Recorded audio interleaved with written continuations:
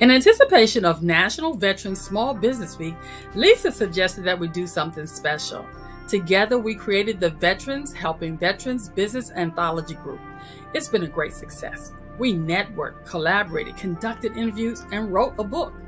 During this journey, Lisa and I had the pleasure of meeting numerous entrepreneurs and business leaders with backgrounds in the military veteran and military spouse community.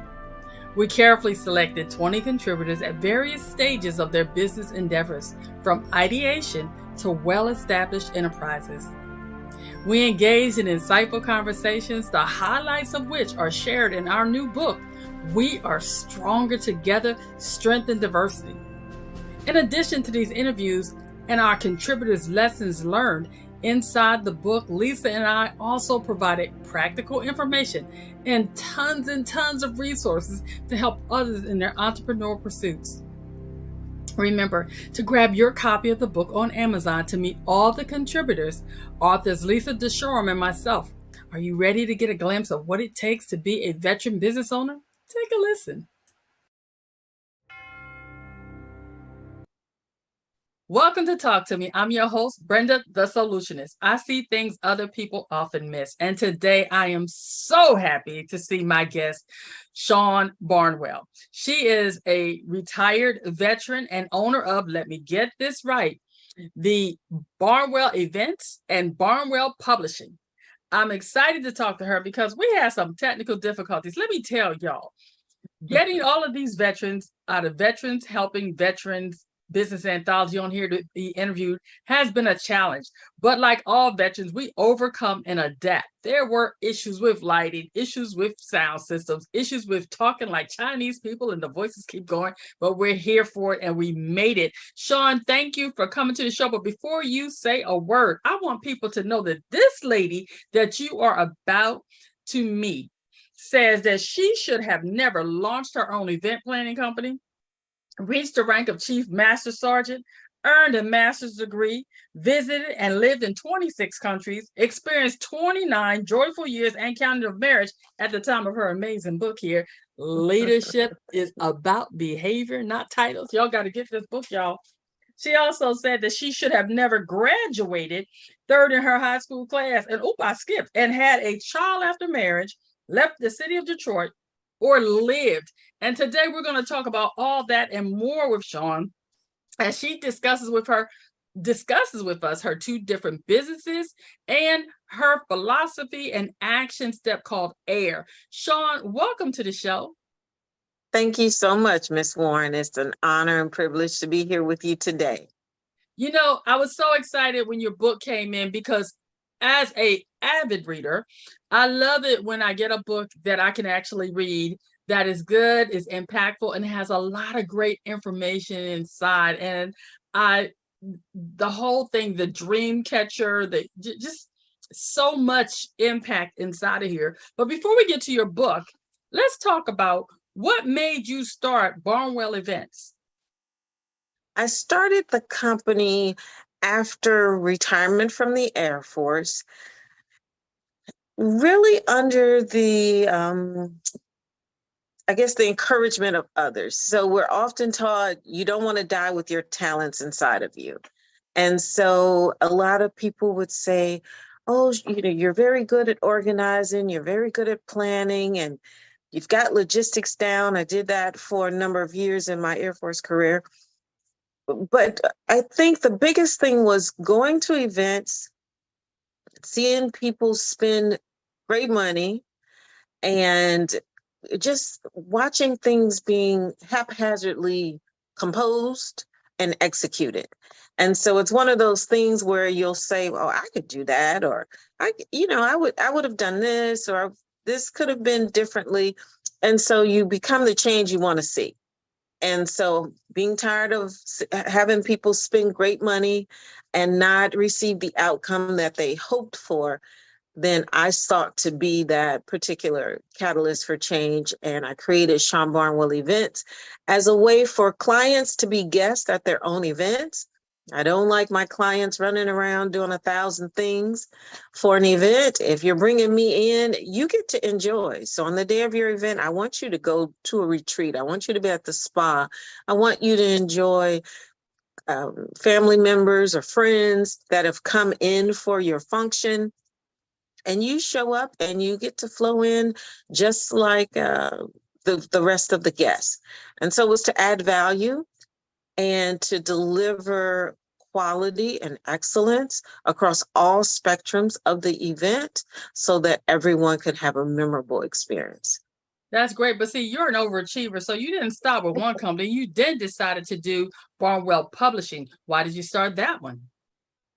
Having been part of creating on-demand training for local organizations, public and private companies, had the opportunity to be with emerging leaders. And when I would go, they would always say at the end, Miss Barnwell, where can we learn more about leading and where can we get your book? And so anytime I do a workshop or a training, when there's something left, a call to action, a takeaway, I'll always tell the group that's your homework. And when I had to tell this particular group that I didn't have a book, they said, oh, Miss Barnwell, that's your homework. And so we went through the spell, where the country was shut down and there's a lot of things we couldn't do. And of course, I couldn't do anything in the hospitality community, no travel, no cruises, no events, nothing. And so I had this time. And so that's when the idea of, well, I guess I could use this time constructively and start writing this book. And so started with the outline and it just blossomed from there. So now you had the event company, and then because of the shutdown, you created the publishing company. What hurdles did you have to overcome to shift gears and have these pretty much parallel companies running until you're able to get back into events? So hurdles, of course. So writing a book, that's one thing, just outlining how that process works because everyone writes differently. So coming up with a format, I have a tendency to think things through before I actually put pen to paper. So I think the first hurdle was just coming up with a consistent concept and schedule for the actual writing of the book. And then after that was learning about the self-publishing industry. I won't call it a hurdle. It was just familiarization in that regard. And since I do workshops and I wanted to be able to protect intellectual property, I decided I'll launch an entire company around this concept of writing the book and protecting all of my other curriculum and things of that nature. So that hurdle was just the setup and clearly defining my target audience. Did I want to help other people self-publish books as you do? Or did I want to just make this an internal, if you will, company where I use it as a platform to just launch future projects? So probably that was the biggest hurdle, is defining that particular marketing aspect of which direction I wanted to go. So did you have any assistance figuring out what direction you wanted to go with your publishing? So I always have coaches. I love coaches. And so there was one lady who, she's a PR guru, and she said, Shon, well, we need to get you with big box publishers and they need to have your story. And so I've met with the 8 big box publishers and the frustration quickly set in because I realized I would be a number. They would pull my project off the shelf. They would do some aspect of marketing or editing or whatever the case might be in that big gonculator of publishing. And then they'd put it on the shelf and a month would go by, and they'd work with other clients, and then they'd pull my project off the shelf and go through the whole process. So in speaking with them, their lead time to get me to just a pre-sale timeline was 8 to 10 months. Mind you, I bootstrapped this company, so I have money invested in this. I need to Mhm. get this book on the street so I can do speaking engagements and workshops so I can start to recoup some of these costs. So I got out of that swim lane. I spoke with Okay. another coach who launched a book, very successful speaker across the country. He owns boutique hotels, an amazing individual. Sat with me. He said, Shon, you've already done the work. You're going to do all the marketing. You will be responsible for all the book signings. You are putting in the effort. Why would you just hand over all of that um, revenue to a Mhm. company when you're doing all the work and you've done 75% of the work already? Yeah. Yeah. And so he gave me some marketing strategies that he shared with me Mhm. for entities to look towards and pursue. And I jumped back in the self-publishing lane and just kept moving. And I believe I started speaking with the publishing companies, let's say in September of maybe it was 19 or so. Mhm. And again, their timeline took me almost a year out. And when I got back in that self-publishing lane, my book released in April of 20.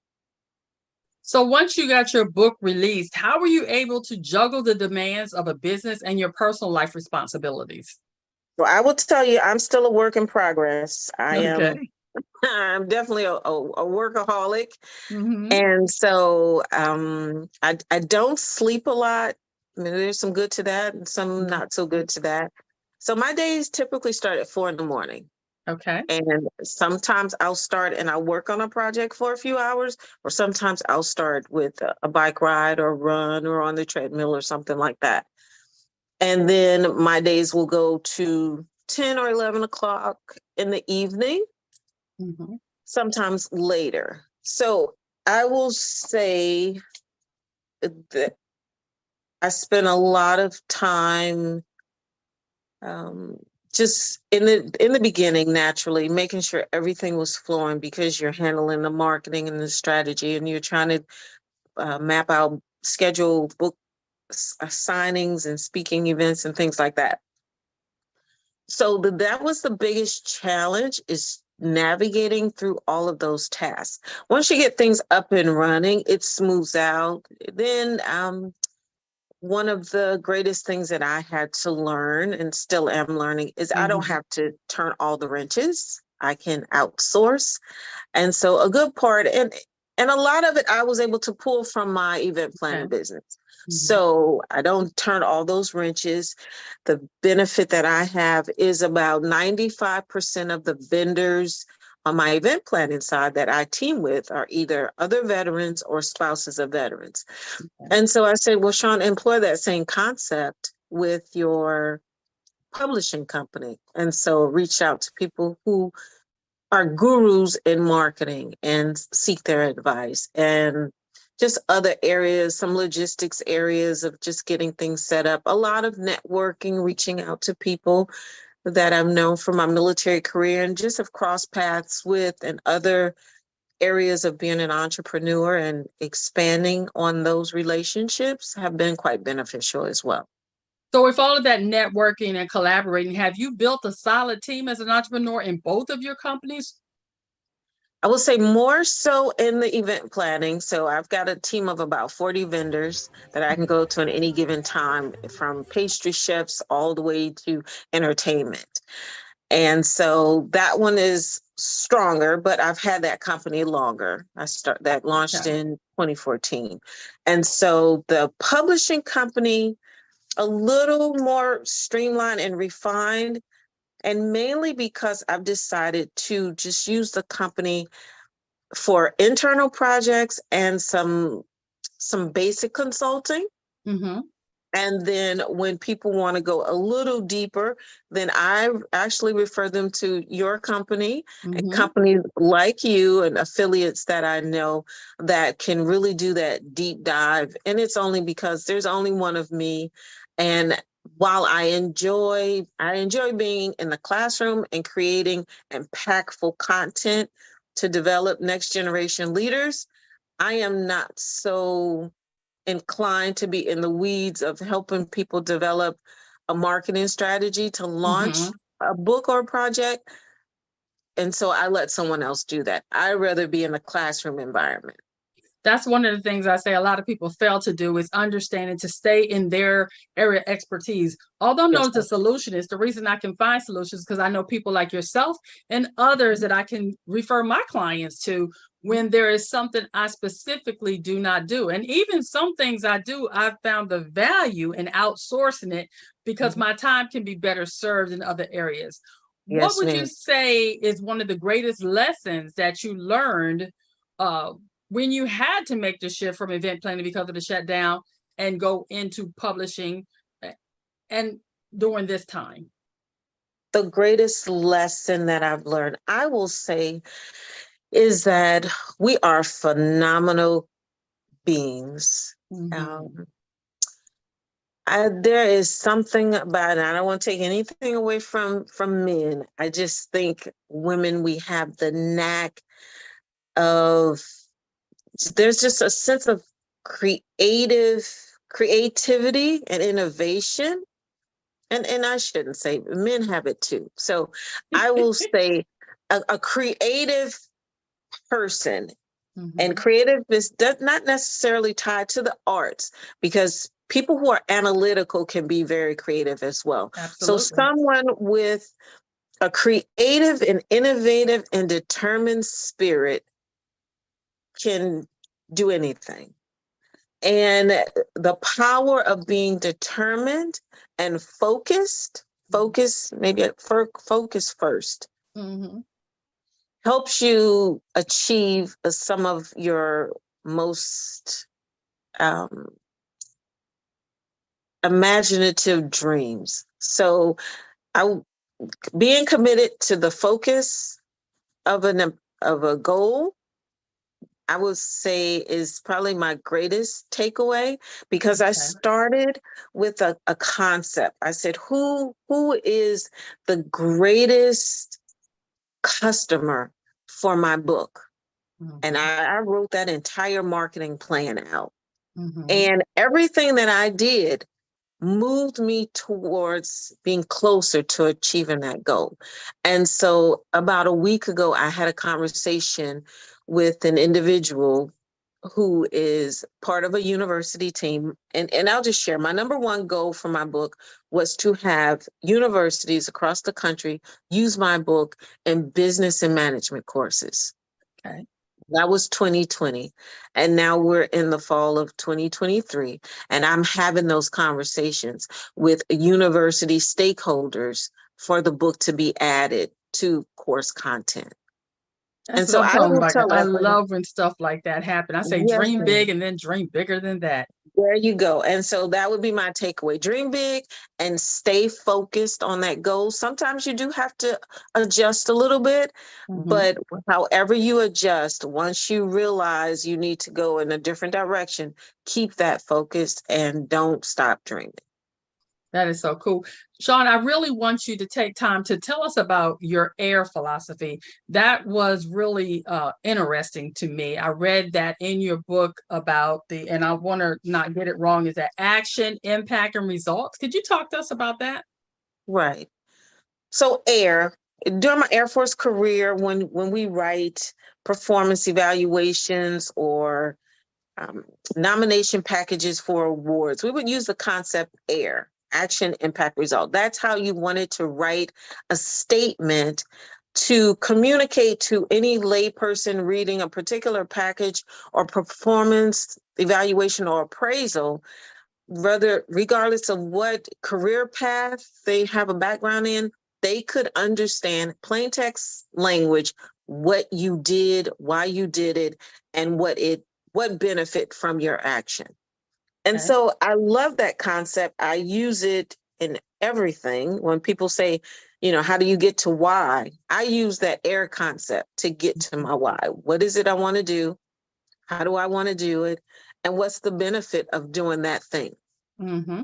And so when I'm doing my hosting workshops or even doing some coaching with emerging leaders or people who are in leadership positions and they haven't had any formal training, I use that as the foundation for the start of our conversation and anything they feel they want to navigate through building confidence. We use that. Being emotionally intelligent, we use that concept of AIR for every single element that they're trying to navigate through and enhance their capacity for, because it works. So I love it. I mean, I even use it with when my husband's doing things with his students. He teaches 6th to 8th grade math Mm-hmm. students and our 6th to 8th graders in the middle school. We employ that concept when we do events because it works. Now, Shon, although we've talked about Barnwell Events and Barnwell Publishing, I know you are a resilience building leadership professional. And so to me, that's part of your serial entrepreneurship, that you also do coaching. So before we start asking you and put you on the hot seat, because you know it's coming, tell me a little bit about that. And just for briefly, if you could tie together how all three of those things work together. So being resilient as an entrepreneur, the first thing that I will say is I am refreshed and re-energized when I'm in a group of other entrepreneurs. So I would recommend pick one or two, maybe three, depending on your resources, conferences where you can go and be with a team of other, for me, it's veteran entrepreneurs. Mm-hmm. And so I love the Institute for Veterans and Military Families out of Syracuse, New York. They have some amazing programming. That organization has been wonderful for me in advancing and collaborating and creating opportunities in areas. Put yourself in those environments because there's something magical about being in a space with other people who have a kindred spirit. It just fills you, it refreshes you, it recharges you. So that definitely helps me stay resilient, because when you come back to regular life, as they say, Mm-hmm. there's always someone that'll tell you you can't do this, you shouldn't do that, you don't have enough resources for this, or maybe you don't have the proper skill set for that thing or another. And so to prepare you and almost shield you from the no's and the naysayers and the people who just don't have the same vision that you have, Mm-hmm. being in that space helps. Another thing is, and like I said, I'm a work in progress, the self-care part. You have to make time for yourself. Change the scenery, take a trip, do a staycation, just unplug from social media and distractions to power you. I like getting up early in the morning because I feel like the earth is only mine because it's still in its quiet. And whether it's a bike ride or a morning stroll, that is I will tell you every time I do that, I come back, I always have pen and paper. I can write at least 5 to 6 things, not so much that I'm going to do, but ideas and concepts that I've had to make what I'm working on better. Okay. It's just like just the energy just flows, and there's a clearness, there's a clarity that comes with that level of peace and connection. That's So great. You know, Shon, by your own admission, you are a busy woman getting up at 4 a.m. And I want to know, what would you say to those that say, Shon, baby girl, you are doing too much. Niche down, find one thing and stay there. So I have two things. I'm Mm-hmm. hospitality and Mm-hmm. then I'm professional development. Those are my two swim lanes outside of being a mom and a wife and all of that. So those are my two swim lanes. I have this concept, I'll rest when I die. There's a lot to Okay. do. Mm-hmm. And I don't want to say that to say, just go at breakneck speed and wear yourself out. You have to have time to play and do other things. And playing also helps you be creative and innovative because you detach and you just make room to just purge certain things. But, I will say also, Miss Warren, for people who tell me that is, I internally, I don't say it to them because I don't want to be rude, but internally I ask myself, well, maybe they're not dreaming big enough. Oh, say it. Say it. I And often so say that to I, folks. I don't have a problem with the way I move in and out of life. But I will tell someone in a heartbeat, you can't rule the way I move. I'm gonna do what I do. And if this isn't what you want to do, it's okay if you go a different way. No feelings hurt. We can come back together and collaborate on something at a later time. But if I've got this idea and I'm focused on it and I know I can do this thing, baby, you better watch out. That's what I'm talking about. Watch out. Don't apologize for what you do. Okay, That's time it. for the hot seat, Shon. Let people know who you are. We talked about the business. Now let's get to know you. What are you currently grateful for? I am grateful for life. I think we take for granted the ability to see every new day. I am grateful for the love of my life, Andre and I. We have been married now for 32 years. Woo! He brings humor to my life. I can be the serious one, the regimented one, the, dot every I, cross every T type person, a personality all the way. And I need that humor and that laughter in my life. So I just don't stay too rigid. I love our daughter. She is a wonderful young person. And just, I enjoy every day of just seeing her life unfold. I am grateful for life. Okay, that's Some good. people didn't make it to this point. Some people that I've served in the military with have, I'll be 56 in December, and they're not here. I am grateful to still be here. All right. Next question. What is one of your favorite places in the world? So one of my favorite places in the world, with or without people, let me see. Pick one. Yes. So I love, if I'm traveling, I love the beauty and peace and the serenity of a Greek island. Okay. I have not traveled to the African continent. That's next. I'm excited about that experience. But I will say I love, to date, I love Greece. Okay. There you go. Okay. What book on your shelf is begging to be read? Oh, that's a good one because I'm looking around the room and I've got tons of books in here. Okay. Begging to be read. I will say, and it's in the queue, Shirley Raff's Diva. Oh, yeah. I had that. I haven't read that one yet either, but it's on the shelf begging to be read. How about what is something you'd like to do more of? Not that you're not busy enough already, but what would you like to do more of? Travel. Okay. There you go. How about this?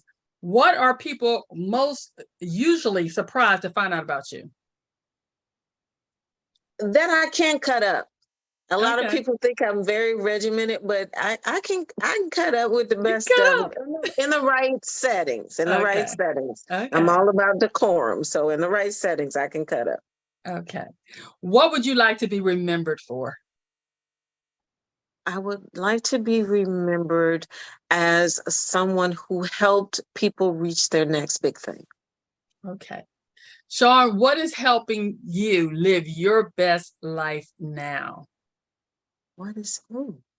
So amazing people like you who come up with ideas to help us help other people. Okay. Great coaching. That's a good one right there. Okay. Shon, how will people get in touch with you? And we'll make sure we put it in the description bar. Yes, ma'am. So on the website, barnwellpublishing.com, shonbarnwellevents.com are the websites. And then on social media, any platform is Barnwell Publishing or Shon Barnwell Events. Shon, it's been an absolute pleasure having this conversation with you. I'd like to ask you one final question. What piece of advice would you like to give to an entrepreneur that, specifically a veteran entrepreneur that is considering starting their own business? Yes. So if you're still on active duty, I had this concept while I was still on active duty, I would say start now living on one check and taking a portion of your money and just stashing it to bootstrap your business. Not to say you can't seek any type of financial assistance later on, whether it's loans or grants or things like that. But it's always good to have your own money so that you can control the direction of what it is you want to do and not have to compromise. Okay. That would be my advice. Thanks, Shon. Shon is just yet another member of the Veterans Helping Veterans Business Anthology. And there's going to be so much more to learn about Shon when the book comes out, and I hope you'll pick it up. But as always, remember, the choices you make today will be the reality you live tomorrow. So choose wisely and choose to be like Shon. Get busy, y'all, because she ain't putting nothing down.